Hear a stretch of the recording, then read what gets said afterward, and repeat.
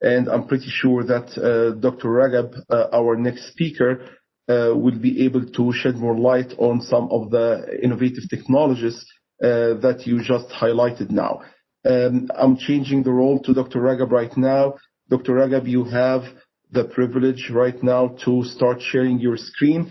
Dr. Ragab, he is going to be talking to us about improving water security through innovative solutions for agriculture water management.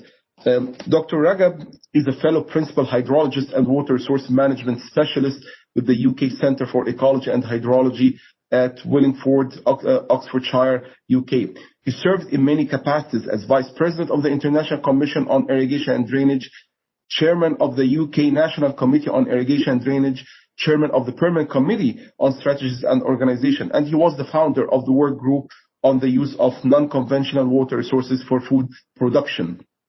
His areas of research are quite vast and are not limited to hydrology, irrigation and drainage, remote sensing, urban hydrology, climate change impact on water resources, uncertainty analysis of predicted river flows, modeling of human intervention impact on water resources, and use of non-conventional water resources. He is the recipient of several awards and has numerous number of publications, and the developer of the two widely used models for water resources management, namely SaltMed and the model and the integrated hydrological modeling system. Dr. Ragab, the floor is yours. To unmute. Yeah, I muted you. We can hear you now. Okay, thank you. No problem. Please start from the beginning, from the first slide, because we did not hear you. Okay. Thank you. And before you get started, let me encourage our attendees right now to start posting your questions in the Q&A section, and we are going to be going through those questions after the end of the presentations. Thank you. Dr. Ragab. Okay, thank you. I would like to thank you and the organization for inviting me. And as you said, I will try to highlight some of the innovation that we experienced in some of our research projects. Given the freshwater availability per capita over 100 years, 1950 to 2050, you can see from the graph that we started by 12,000 cubic meter per capita to 4,580 by 2050. That's almost 1/3 of the water that was available 100 years, 1950. So that actually tells us that we are having a limited water resources right now.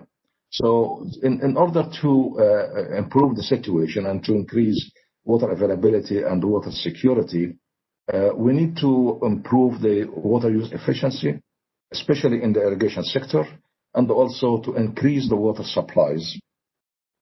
And the older concept was to produce more crop per drop. But now we are moving forward to a new concept that actually now adopts the energy as a part of the crop production. And now our new concept is more crop per drop per kilowatt per unit area of land, and that's the nexus. Now, the water use efficiency that starts from the reservoirs all the way down to the field.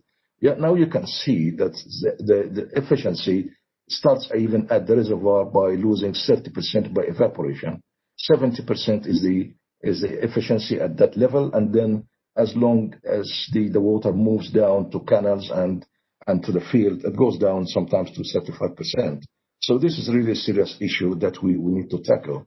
This is an example of a farmer nearby where I live, and this farmer already has a reservoir to use the water for irrigation, and you can see that he's using here a solar floating panel, and this actually would produce electricity for his farm because he can produce dairy products, ice cream, cream, yogurt, and so on, and the rest of the energy goes back to the electricity network, and he gets money for that.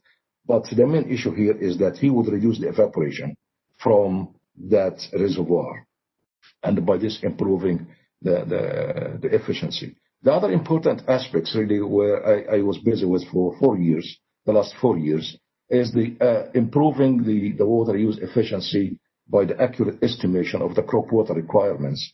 It's exactly how much water to apply and when to apply.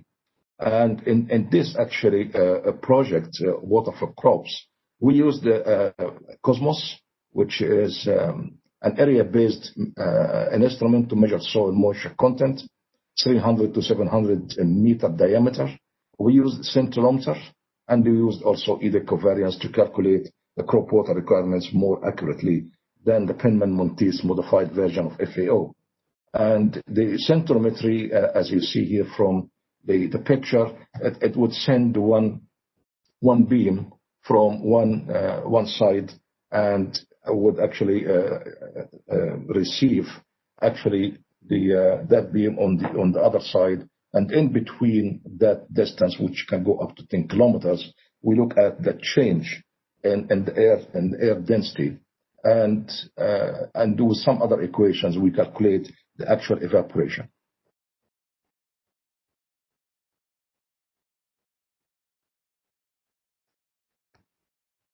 And then we looked at the comparison between the commonly used equation of FAO and what we measure from the edicovariance and scintillometer. What actually the orange dots there is really what's the commonly used worldwide by FAO and other equations for crop evapotranspiration, while the red and the blue, what we got from the scintillometry and edicovariance. And it shows that the actual evaporation measured at larger scale by these two instruments, almost half of what's really commonly used. And by looking at this data, we actually can save almost 50% of the water applied according to the commonly used method. The Cosmos can also be used to calculate actually the amount of water you need to apply for irrigation. The Cosmos, it's larger scale, 300 to 700 meters, non-invasive, and can be easily used. We have across UK 52 stations now, and we have also in India, and we have installed some instruments like that in China and some other African countries. And what you get from there, from the Cosmos in particular, you get the soil moisture distribution. That's the top plot there, and you can see the reaction to the rainfall. Very sensitive instrument, and we managed to calculate the soil moisture deficit. And soil moisture deficit, if it's green, it means you don't need to irrigate. There's no stress. When it's amber, it means that mild stress. When it's red, it is really stress, and that's the time you need to irrigate. And also you can know how much soil moisture deficit to apply. And we produced some publications in there, and there was a press release by Wiley Publications about actually the work we have done. And there is also a mobile system of the Cosmos. You could actually drive it over the field, and we are working closely with Arizona Tucson University on that. The other thing that for improving use efficiency through the selection of irrigation method and strategy, we have been looking at what's the best really way to minimize the losses by wind, drift, and by evaporation. And we came to the point that a low-level nozzles of center pivot or low-level also sprinklers would be beneficial to improve the water use efficiency. And also they are useful for using saline water or treated wastewater, not to have the nozzles on the top of the canopy.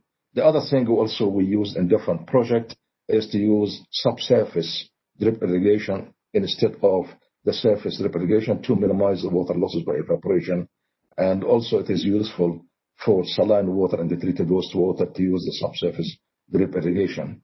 And in addition to that, we started to look at irrigating half of the root zone instead of the full root zone. So we irrigate by twin drip lines, first one half to the right, and then the next time we irrigate the left side of the root zone, and we alternate that every irrigation. And we managed to save about 26% of water with the normal drip and 44% compared to a sprinkler.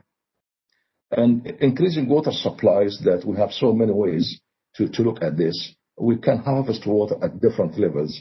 We had actually published a lot of urban hydrology work on roof water harvesting, And here you have also micro catchments, and also you have the macro catchments here for water harvesting. And we did some work funded by European Commission in that aspect. You can also have a fog harvest. And in the Brazilians, they use trenches and they put plastic sheets to isolate trenches. And then the water that falls between the two plastic sheets, two trenches, that will remain between those two trenches and will be kept as a water storage for the plants to take it up. And this is what you see after the underground dam or the trenches are done. You won't see anything on the top, but there will be isolation of lateral water movement between the trenches. The other thing we also tried in our old days is the work that they call it pits or jays. We tried that in Burkina Faso and also in Cambodia, and that's to make holes, and that holes will keep the water and you plant there.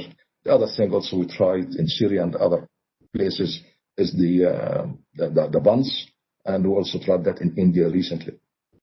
And in Hydromed project in Tunisia, and this is from Tunisia, we tried that in Tunisia, Lebanon, and Morocco to have these mountain lakes where we harvest the rainfall at the lowest point, and that to serve increasing water supplies for smaller community. And non-conventional water resources, we looked at that, and that includes drainage, agricultural water, brackish groundwater, wastewater that comes from brewery, and it comes from the different industries, and also for fish farming. Saline water actually is the major water supply. If you see that the slide here, the fresh water is only 1%. Most of it is ice and under the ground, but the saline water is plentiful. We use saline water here in a project called SaltMed. This is a slide from Egypt where irrigated tomato was saline drainage water, and we also tried that in Deir ez-Zor in Syria, and it has been successful. And also we tried that in Malaga under the same project to irrigate cherry tomatoes, and we found actually the sugar content of the cherry tomatoes was higher, and it was really more attractive to user and consumers. In our work in India, we started to use wastewater and the sugar industry and industries, and in India about 650 distillers in India, and we tried to look at the wastewater use as a part of a project that's called the Water for Crops. And in addition to that, we also used the water comes from the brewery, especially the Kingfisher beer industry in India, and we have been using that also for irrigation. Another thing we used in Egypt is the fish pond drainage water for irrigation, and we published work funded by Newton Musharrafa, British Council in Egypt, and that work actually won the ICID prize award for the best paper in 2018. Also in our work in Safir, we tried to use domestic wastewater of a smaller community with the help of a company it's called Grundfos from Denmark, and where we collect the water and it goes into a container. Container is actually like a small lab where the water goes from one side and goes out from the other side of the container clean, and then we can use that, and we use that in Crete, Serbia, and also we used it in Italy. And this is really how the treatment was, but that's what the help of industry. Now, the use of models for water management. You have 1 minute, please. Okay, I'm about to finish anyway. So we use the models, and we developed a model. It's called SaltMed model. It's free, available for download, and that model has got all the processes that you can imagine in any management model. And you can actually see on the screen water, salinity, and the yield and the dry matter. And there are some certain complications and special issues about the model, and you can actually download that. Also, the drip irrigation on low cost and low tech has been developed for African countries or poorer countries to be used. And also another thing to control the amount of water, the rational use using AquaCard, where you can actually take as designed by the authority. You cannot exceed the amount designed by the authority. And I will stop here, and thank you. Thank you so much, Dr. Ragab. Very well organized and very informative presentation. Thank you so much for that. And let me just follow up on what you said before I present my next speaker. What Dr. Ragab said here is basically shedding the light on the water budget. And if you take a look on this slide, you're going to see here how we are closing the terrestrial water balance using Earth observations, along with the water budget and different kind of variables and parameters that Dr. Ragab mentioned now in terms of precipitation, transpiration, evapotranspiration, runoff, underground water, and as such. And you can see in those equations in front of you the relationship between the energy balance and the water balance, and how different variables can be measured, can be quantified, can be identified using different satellite observations, different constellations. Either it's soil moisture, precipitation, evapotranspiration, and so on and so forth. And you can end up with maps like this, which is covering the entire basin. Here I'm showing a trim precipitation satellite image for North Africa, covering Egypt, as well as moving on here on the precipitation covering the Nile Basin, all the way extending from Egypt, passing by Sudan and all the way to Ethiopia. Another satellite image for evapotranspiration, one of the Alexei products, as you can see here, followed by another satellite image for soil moisture using the LDAS product, using the NDVI, or showing the NDVI, the normalized difference vegetation index, also observed by satellite observations for vegetation and healthiness, as well as the terrestrial water storage from GRACE satellite. So here we are showing you how the innovative techniques, how Earth observations can really fill the gap of what Dr. Ragab was sharing here in terms of ground measurements. So this is where you can have different kinds of data sciences or data sets which can close the loop.